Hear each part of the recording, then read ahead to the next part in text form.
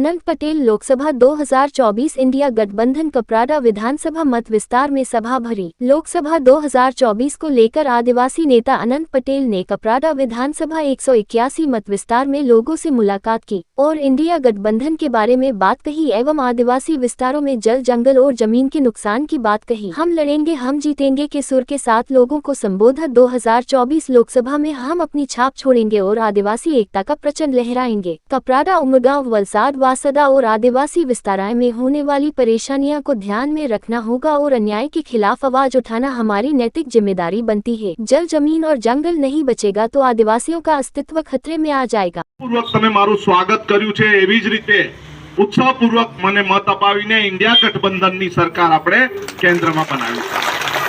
ખૂબ પ્રશ્ન છે, કપરાડાના હોય, પારડીના હોય, ડાંગના હોય, વાંસદાના હોય, ઉમરગામના હોય અને સાથે સાથે જે નથી બોલતા એવા વલસાડ વિસ્તારના પ્રશ્ન હોય કે વાપી વિસ્તારના પ્રશ્નો પણ ખૂબ મોટા છે, પણ એની સામે લડવું પડશે, આંદોલન કરવું પડશે। પાર તાપી નર્મદા રિવર લિંક પ્રોજેક્ટની શરૂઆત કરી અને ત્યારે જ અમે આંદોલનના મંડાણ કર્યા ત્યારે ઘણી ધમકીઓ મળતી હતી અમને અને એમ કીધેલું હતું અમને કે તમે વાંસદાના ધારાસભ્ય છો, તમે અહીં ધરમપુરમાં પગ મૂકીને જોવો, તમને અમે ઘૂસવા દેશું નહીં। અને એ જ અંદાજમાં, એ જ તાકાતમાં, એ જ અંદાજમાં તાકાતમાં એના મંત્રીઓને અને પોલીસવાળાને કીધેલું અમારી ટીમ આવશે અને તમારું આખું વલસાડ ઘેરી લેશે, ધરમપુર ઘેરી લેશે અને એ જ થયું છે।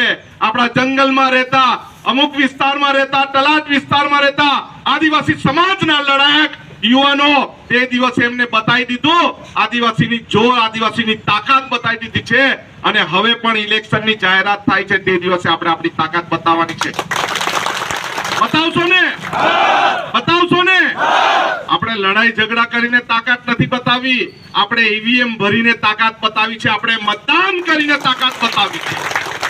ઘણા બધા પત્રકારના મિત્રો અને બીજા મિત્રો મને પૂછે છે તમે આદિવાસી સમાજના જ છો અને આદિવાસી સમાજના જ પ્રશ્નો ઉચકે છે, પરંતુ મારે એમ કહેવું પડે મેં જે વિસ્તારમાંથી આવું છું એ આદિવાસી વિસ્તાર બહુલક છે એટલે મારે એના પ્રશ્ન ઉઠાવવો પડે છે। પરંતુ અમે નવસારીમાં જ્યારે રાધે કૃષ્ણ ભગવાનનું મંદિર તૂટ્યું ત્યારે પહેલા જવાવાળા પણ અમે જ હતા એને બચાવવા માટે જવાવાળા પણ અમે હતા। જ્યારે જ્ઞાન સહાયક માં TET TAT pass, MA B Ed થયેલા હોય, એમએસસી બીએડ થયેલા હોય અને એક યુવાનોને નોકરી માટે માત્ર 11 મહિનાના કરારની વાત કરેલી ત્યારે સમગ્ર વલસાડ જિલ્લામાં કલેક્ટરથી મામલતદાર સુધી આવેદનપત્ર આપવા પણ ગયા છે ત્યારે અમે કોઈ જાતપાત જોઈ નથી। હવે ઘણા બધા ભાજપના મિત્રો આવીને કહેશે કે આનંદભાઈ જાતિવાદ કરે છે। ભાઈ આનંદભાઈ કોઈ જાતિવાદ કરતા નથી, મારી બાજુમાં પણ કોણ બેઠા છે ખબર ને? ઓબીસી સમાજના આગેવાન છે ને કોંગ્રેસના આગેવાન છે। આપણે જાતિવાદ ભૂલીને આપણી સમસ્યાઓને યાદ કરીને આપણે મતદાન કરવાનું છે। જ્યારે કપરાડા અમે પાર તાપી નર્મદા રિવર લિંક પ્રોજેક્ટની જયેન્દ્રભાઈ હાથે શરૂઆત કરી ત્યારે અમે કપરાડાના રસ્તા જોઈને અમને દુઃખ થતું હતું કે એનો એક આગેવાન, અહીંનો ચૂંટાયેલો કોઈ આગેવાન પણ એમ નથી કહેતો કે કપરાડાનો રસ્તો બનાવો છે। કોઈ બોલ્યું? કોઈ બોલવા તૈયાર નથી, કેમ કે એ માત્ર ને માત્ર આંગળી ઊંચી કરવાવાળા ધારાસભ્ય ને મંત્રીઓ છે, લડવાવાળા ધારાસભ્ય ને મંત્રીઓ નથી।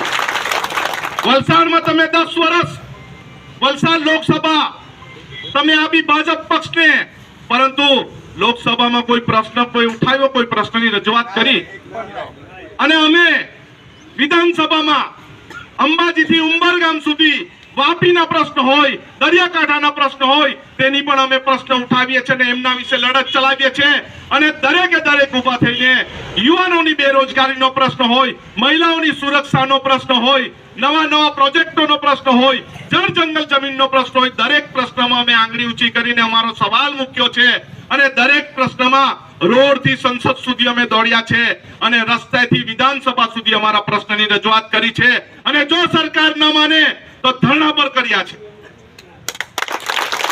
સામેવાળા ઉમેદવાર કહેતા હતા કે આનંદભાઈને ધરણા બહુ આવડે। ભાઈ અમે વિપક્ષમાં બેહેલા છે, સરકાર જો કામ નહીં કરે તમારે ધરણા પણ કરવા પડે, એની કાન આંબળવા પડે, કારણ કે અત્યારની સરકાર ગુજરાતની હોય કે કેન્દ્રની હોય બેરી મૂંગી સરકાર છે ને આપણને ગરીબ સમજીને, આપણને ગરીબ કલ્યાણ મેળા કરીને, મફત અનાજ આપીને પૈસા આપીને આપણા વોટ લેવાની કોશિશ કરે છે, પરંતુ આપણે એમાં પરવાવું નથી.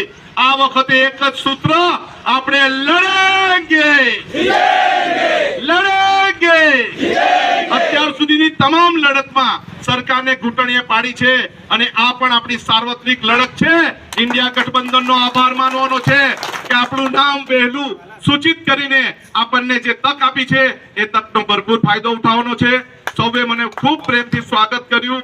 સૌનો આભાર. જય જોહાર, જય આદિવાસી.